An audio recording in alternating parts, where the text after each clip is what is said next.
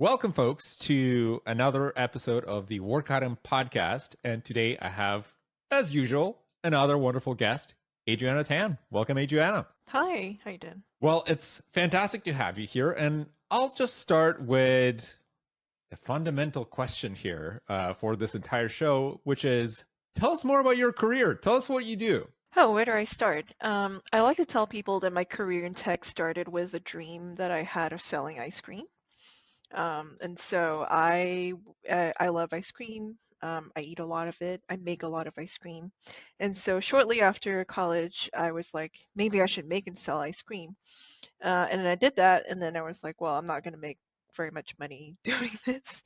And so I actually started a dev shop that was working with clients to build apps. And the original idea was that I would make apps and then I would use that money to like spin up the ice cream business.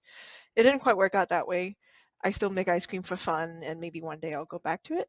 But that is exactly how I got into technology. And I actually really love that story and I wish I told more people about it. Ice cream. This is a very, I want to say, like non-traditional path to tech because I don't know anyone else who would say that this is their career beginning.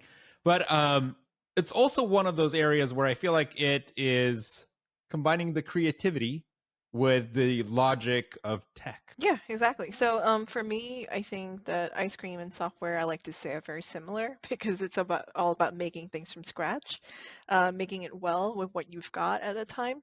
And bring your own philosophy to it as well. So like in one case, I like a certain type of ice cream. I also like building software in a different way. And so I actually already had some of those skills to build some of these applications early on, early 2010s, and really was able to sort of catch that wave of people were really excited about technology, and I got to be a part of it. So even though I didn't study computer science, I was actually a political science major, but I had already done a lot of like freelance work. I had been building websites for most of my life. Actually, I had been doing a lot of like different things with my hands, just like coding and making sites, making projects. And so all of that really came together. And through a very roundabout way, this is where I am today as the director of product management for the city of San Francisco. From political science to coding and product management, what was the path like? Because this is a misconception that I talk to folks pretty often when they think that if I want to break into tech, if I want to do product management, data science, engineering, I have to have a computer science degree. And that's just patently not true. What was your experience like in making this change? So I heard a lot about that when I was in school as well in college. Often folks were like, "Well, you should definitely do more of like these types of courses."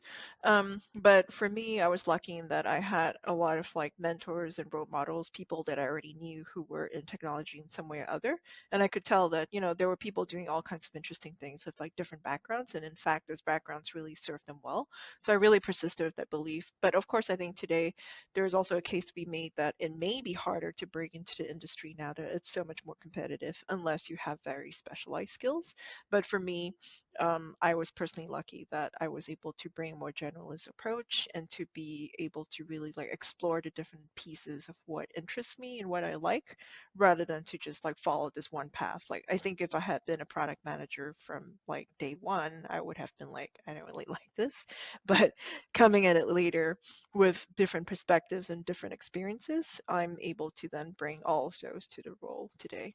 Tell me more, what got you interested in product management? So I've always been interested in building and creating things, and I think that's fundamentally the core of like what I do. So even though like, my CV seems a little bit strange in that I've done all kinds of things, I've at various points been a launcher helping companies launch their businesses in Southeast Asia. I've also like ran companies myself.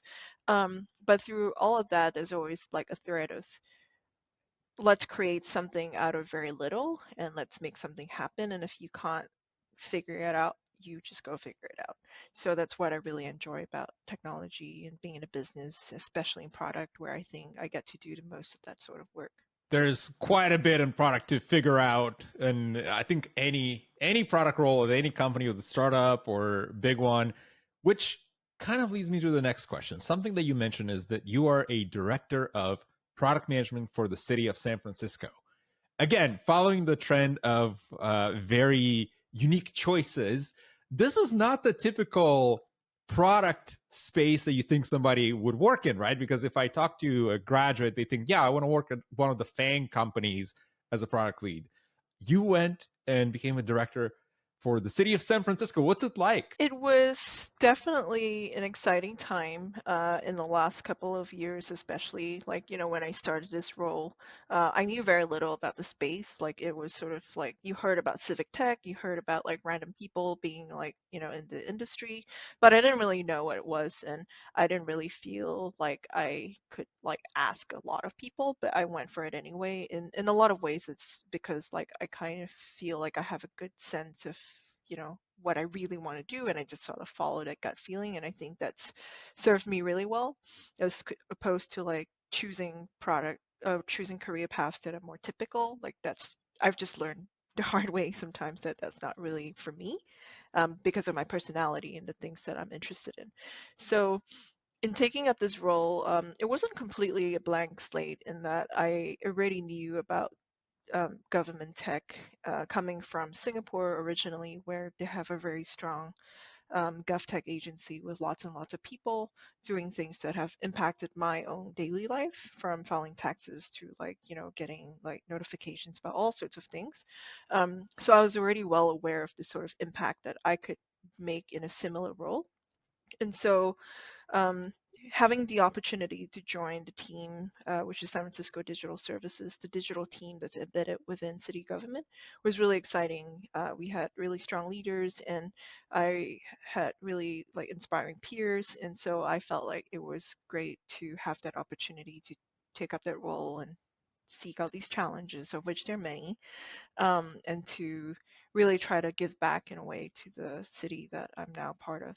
What are the biggest differences now that you have this kind of contrast between the I want to say like the government product roles and say traditional tech government or tech roles? Different in some specific ways, like you definitely try not to move fast and break things. In fact, a lot of things in government is about actively not moving fast, and so that you can't break anything, or at least so that a single person cannot break anything, at least on the technology side of things.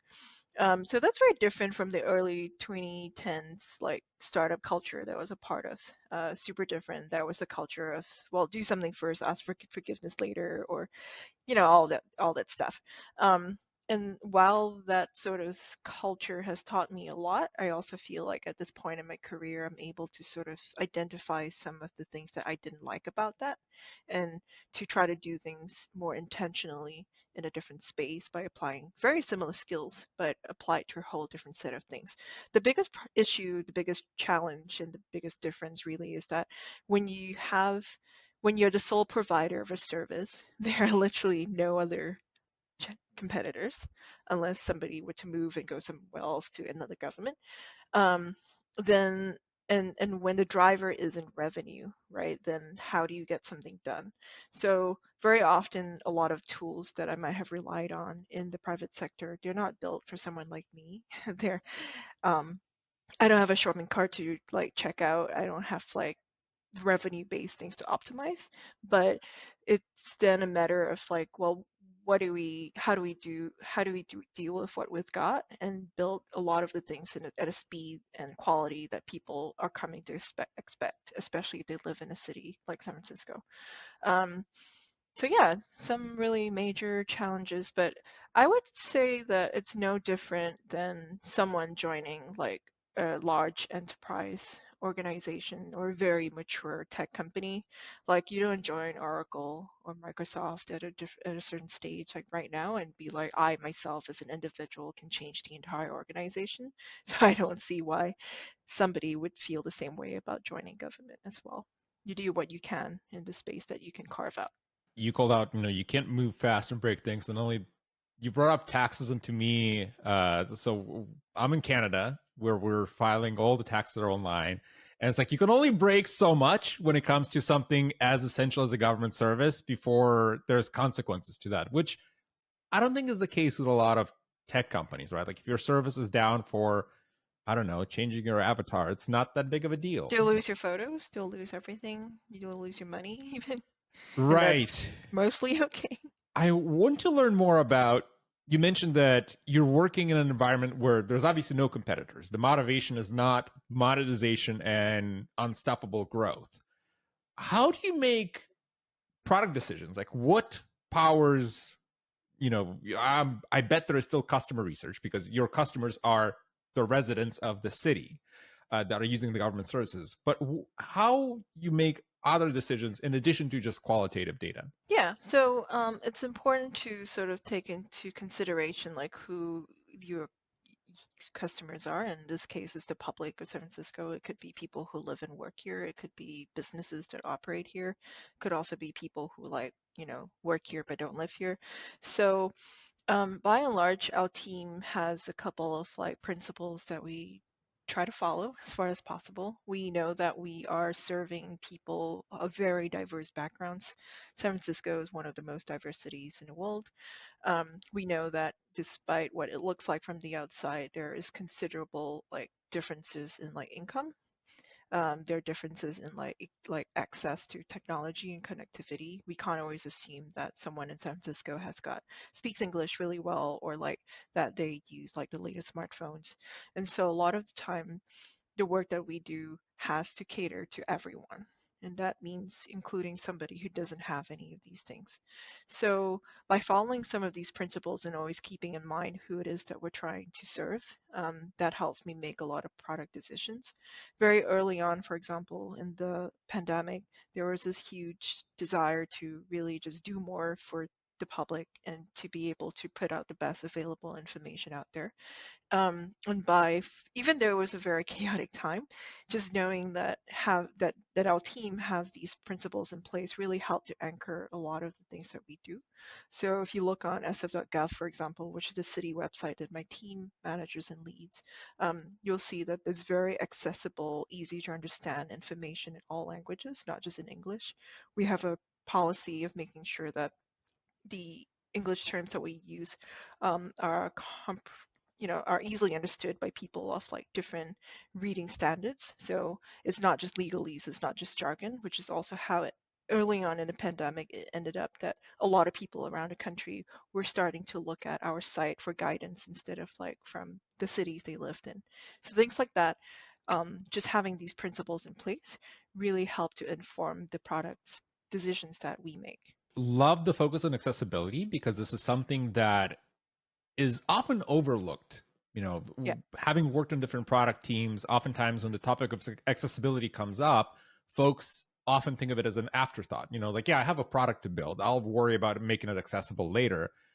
And you can't do that in government because it's, again, essential. Yeah, exactly. So that's one of the things we care about a lot. And of course, there's always more to be done. There are things there in that space that we don't do well yet, but we're always trying. Continuing the topic of your career, you've held many roles.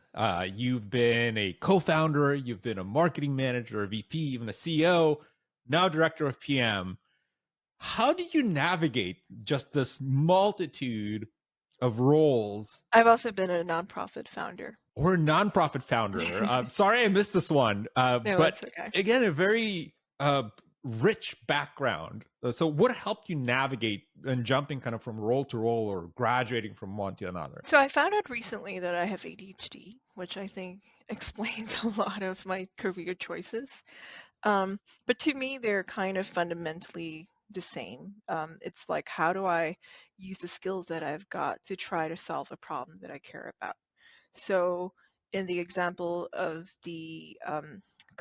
of being a co-founder, I had been working in startups in Singapore for some time, and I had also worked in many parts of Southeast Asia, helping companies launch their products there. So I had an opportunity to really take the connections that I had and apply that to the technology skills that I had and the networking skills that I had, and to build the team that I was really happy with, to try to address something that was important to me at the time, which is about financial inclusion in Indonesia. And so I had started a company in that space, and for a number of reasons, startups are really hard. That went on for quite a while, but I'm now here.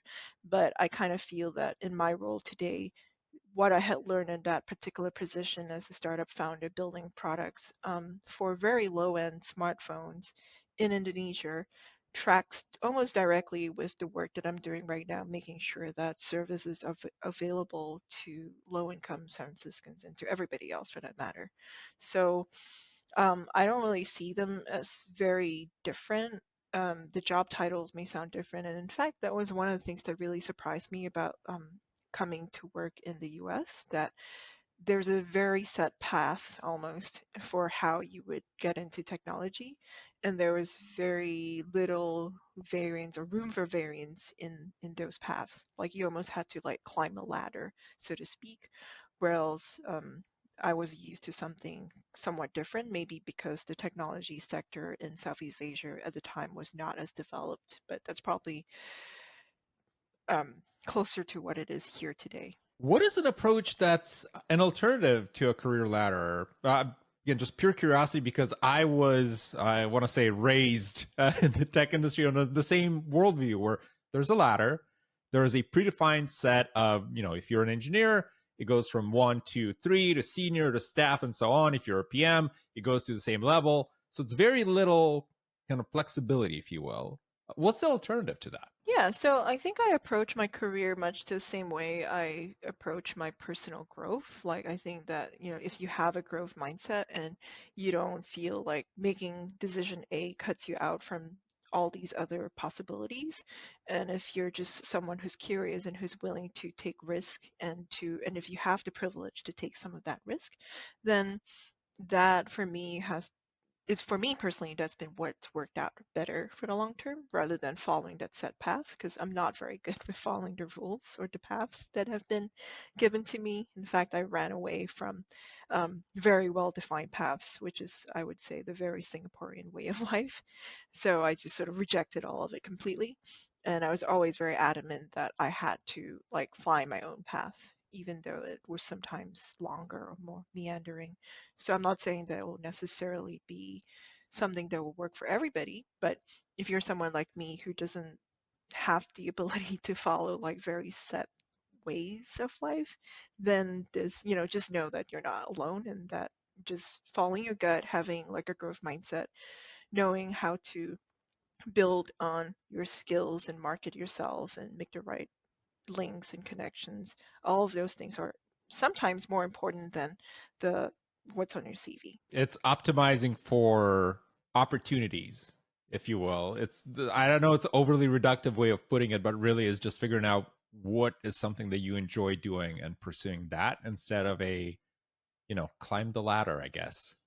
It's been my experience that sometimes climbing the ladder can be hard to set yourself apart as well. Besides, climbing a ladder also means that it's sometimes it's on a whim of somebody else that kind of manages that ladder, right? So you might be going above and beyond, and it's still not going to be enough in the eyes of somebody that thinks you're not ready. Versus, we're having this conversation now when there is the great resignation happening.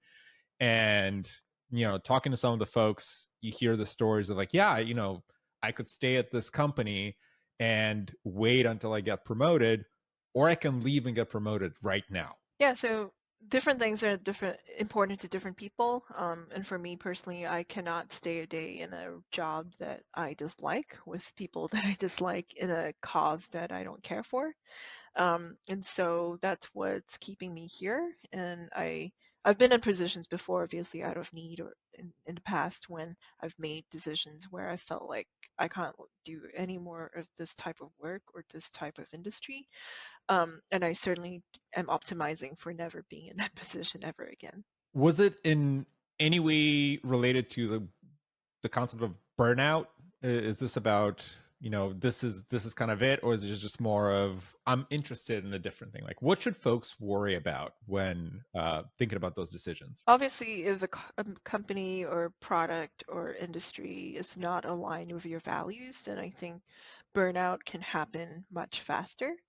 But then obviously there are also other like causes for burnout, like harassment and toxic workplaces and things like that. So now that people have more of a choice, I think it's great that they can make those decisions for themselves. But I'm starting to see, in candidates as well as like in like other PMs that I'm mentoring, that more and more people are starting to ask the question of, well, how can I align my values and my beliefs with the mission of the work that I'm doing? Which is great for me because a lot of them want to come and work in my industry now. Which is a great trend, and I hope that it continues, because this is something that it's hard to teach. So seeing that being an inherent kind of yes, I want to do this is fantastic. But to learn more about your career, we talked about jumping different positions. What helped you be good at kind of learning new things as you go from role to role? Because while, as you described, the title might be different, but the gist of the role is kind of the same, there's probably still things that were completely new or unknown unknowns going from role to role. Were there any pieces of your kind of like the skill base or maybe specific experiences that helped you kind of alleviate the growing pains going from role to role? Yeah, so I've certainly found that it's important to try to tell the story of who you are and what you do and why you're great for that role. I think for many founders who have either sold their companies or moved on, they find that it's very hard to find a fit in the private sector because then it becomes a question of your CV doesn't really track with the career ladder. So how do you fit in? And very often, I think sometimes at bigger companies, people are not really interested in like former founders because there's a sense of if you're an entrepreneur, you're just gonna like, get back on your feet and go start something again, which is entirely true. But ex-founders can also try to like tell the story of why what they did before is relevant to what they're interested in doing now. So that's really what I had to spend some time trying to figure out. That's actually a very interesting observation. I never thought of looking at it through that lens of founders can kind of pick themselves up again and run on another initiative. It's totally new. You definitely want to be in a place that is going to be, supportive towards that kind of possible future path for you if that's who you are, instead of trying to go somewhere and like, be somebody that you're not. I like that. I like that approach. It's goes back to what you mentioned earlier, and that is intentionality. You have to be intentional about what you're doing. Is that something that you kind of develop with time, or was it always like I'm intentional about things? I kind of think that's a personality trait that maybe when I was younger didn't quite work out so well because then people are just like, you're so intense or you do too many things. But I think with time and experience, it's now become almost like a superpower almost to really just sit down and go, well, how do I really feel about this? Right. And I remember before I took on this job, I was talking to a friend of mine who's like a career coach, and he was like, well, if the recession happened or if shit happened or if there's an emergency, and obviously all of those things happened to some extent, what would you rather be doing? And then I just had an exercise to sort of think through that for a bit and weighing the different like options that I had. And I was like, well, I want to do this because I knew that I would wake up being excited about trying to do this type of work rather than doing something that was completely not aligned with my values. In that domain, are there any other skills that helped you be a successful product manager? We often talk about how writing is like really important, not just for product managers, but I also think for engineers and definitely for CEOs and founders and anybody who wants to lead anybody. Being able to put your ideas out there is a really important skill. And so for me, that's also somewhat related to my career growth in a way because I have had a blog for, oh my God, 23 years now. Wow. So I have always been writing in some form. Not necessarily always about work or my profession, but even just random ideas have sometimes linked me to people who have brought me to a different point in my life or my career in some way or other. I got my first job out of college overseas in Dubai because somebody really liked something that I had written about Indian food on my blog. And he was like, hey, do you want to come and work with me here? I've had so many random connections. And then now on Twitter, obviously, it's been great to connect with folks that are doing like, mind-blowing work in all the fields that I'm interested in, not just in product or engineering, but also in like research, also in like AI and in like data ethics and things like that. And I've learned so much about all of these things from folks who are out there, from interacting with their writing and what they've done. Um, and so writing is an important skill. Um, I would like to do more of it as it relates to the profession and to the discipline of product management, but and also about like what it means to work in civic tech, civic tech, and to work in government. This is an underutilized skill for sure. And as you were talking about this, it reminded me just the serendipity that blog posts open up, because it's funny. I also got my first job thanks to a blog post that I wrote, and somebody reached out and they were like, hey, maybe you should work for us. And in the modern day, there's such a focus on folks trying to create content, be it blog posts or newsletters, with the intent of monetize, instead of just blog things that you're curious about and interested about. And who knows who's gonna find that? Yeah, so I think I'm starting to see a resurgence of that mindset, which makes me really happy. You were asking earlier about like my beliefs about the open web, and I think that I'm starting to see more people push back on the ideas of like, you know, putting all our content on like social media only and not on like platforms that we host. So that's definitely been one of my projects that I'm working on to really try to like reclaim some of that space of that early 2000s technology that really shaped my career and who I am and my beliefs, and even the idea of like monetizing my blog, it's like it's still something that gives me pause because I'm like really old school that way,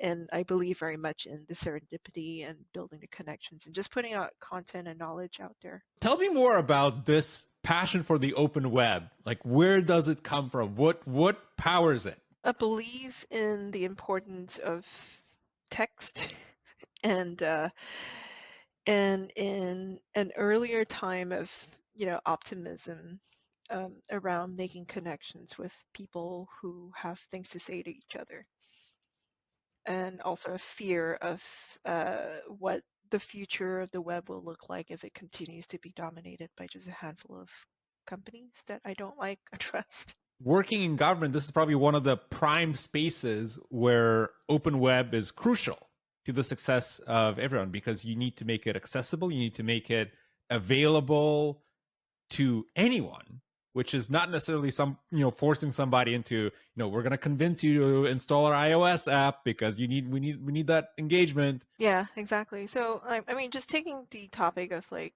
tutorials, for example, I think that's an example where you can really see the difference between the web of that time and today, where so much content is wrapped up in videos, and that's not great for people who have accessibility requirements.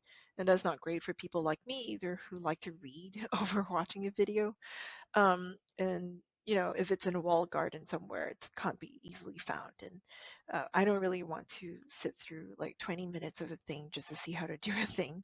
And so I'm really sort of trying to do some experiments and some projects to try to like reclaim some of that space. And so, for example, when I was in a 21-day quarantine in a hotel in Singapore, I started a project to get off Google Photos and to build my own self-hosted, photo storage space, which actually worked out really well. There's a whole community of folks, just like in the old days, who are now saying, well, what can we do to try to, rebuild some of that and manage some of that ourselves? And of course, not everybody wants to get into managing your own servers, but there's a lot of different tools that you can use to like publish on your own on a platform that you own, so that it can't just disappear.